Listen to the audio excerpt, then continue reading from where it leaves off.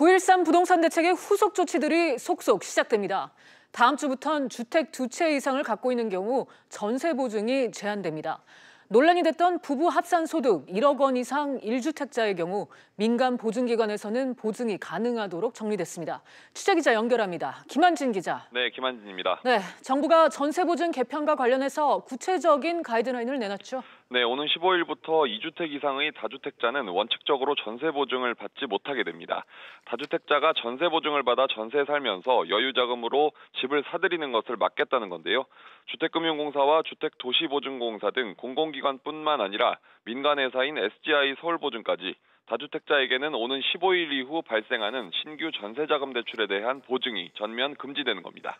네, 김 기자, 1주택자에 대한 전세 보증 제한은 어떻습니까?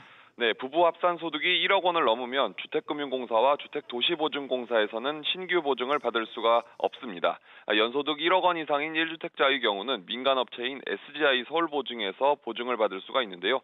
다만 금리가 0.4%포인트 정도 더 높습니다. 또한 무주택자의 경우는 연소득과 관계없이 기존대로 전세 보증을 받을 수가 있습니다. 이미 전세 보증을 받고 있는 경우는 어떻게 되는 거죠? 네, 주택을 2채 넘게 갖고 있는 다주택자는 전세 계약을 갱신할 경우 전세 보증을 연장하는 것이 제한됩니다. 다만 2년 안에 주택 한 채만 남겨놓고 나머지를 처분하는 조건으로 한 차례에 한해 연장을 할 수 있는데요. 또 1주택자가 개정 전에 받은 보증을 연장할 경우 신규 보증에 적용되는 조건과는 달리 소득과 상관없이 연장할 수 있습니다. 또한 보유주택 수에는 아파트나 빌라 등과 주상복합이나 상가와 같은 복합용도주택, 그리고 임대주택까지 모두 포함됩니다.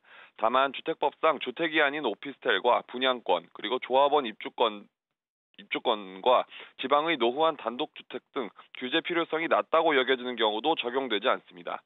그리고 전세대출을 취급한 금융기관은 실거주 여부와 보유주택 수 변화 등을 1년마다 확인해서 실제 살고 있지 않은 경우 전세대출을 회수하고 2주택 이상 보유하게 됐다면 연장을 제한하기로 했습니다.